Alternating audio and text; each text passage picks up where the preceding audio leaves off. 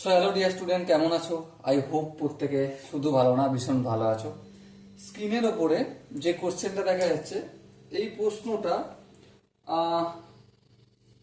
এসএসসিতে আসছিল, SSF constable পরীক্ষায় আসছিল, আসাম রাইফেল পরীক্ষায় আসছিল 2019 সালে। ওকে, সো এই প্রশ্নটা আমরা প্রথমে মন দিয়ে পড়বো, বুঝবো, তারপর অঙ্কটা করার চেষ্টা করব।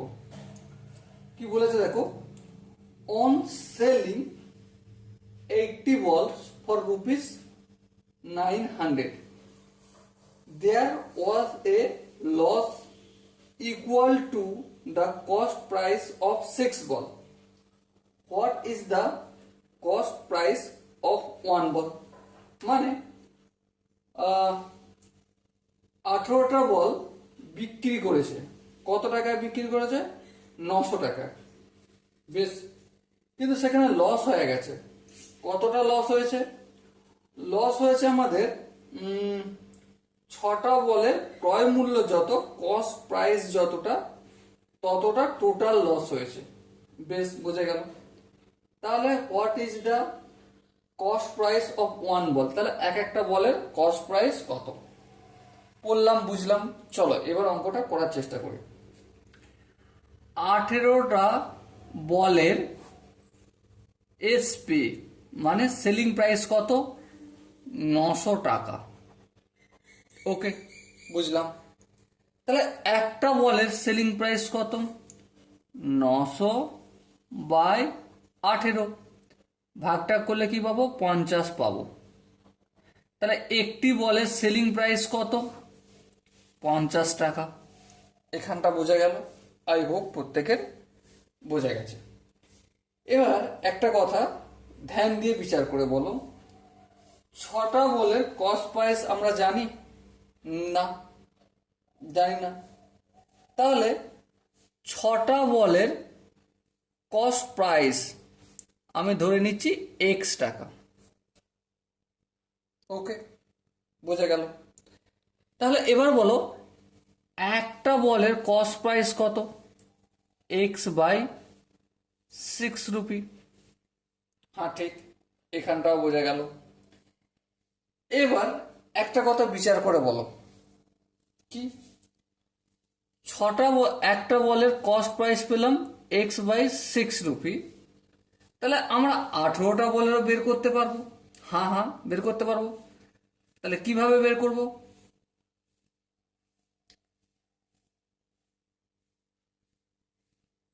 18টা বলের cost price x by 6 into 18, মানে 6 একে 6, 3 6 18, মানে 3x রুপি। এটা 18টা বলের কস্ট প্রাইস বের করলাম। বেশ, এবার একটা কথা বিচার করে বলো, কোশ্চেনে কি বলেছিল? বলেছিল যে 6টা বলের কস্ট প্রাইস যতটা, ততটা লস হয়েছে, তাই তো? হ্যাঁ। তাহলে 6টা বলের কস্ট প্রাইস কতটা? এক্স টাকা। হ্যাঁ, তাহলে লস কতটা? এক একটা বলে লস কতটা? তাহলে দেখো, 18টা বলে লস হয়েছে এক্স টাকা, তাই তো? হ্যাঁ, ঠিক। তাহলে একটা বলে লস কতটা? এক্স বাই 18 টাকা। এখানটাই হোক প্রত্যেকের বোঝা গেছে। এবার আমরা কি জানি? আমরা জানি লস ইকুয়াল টু,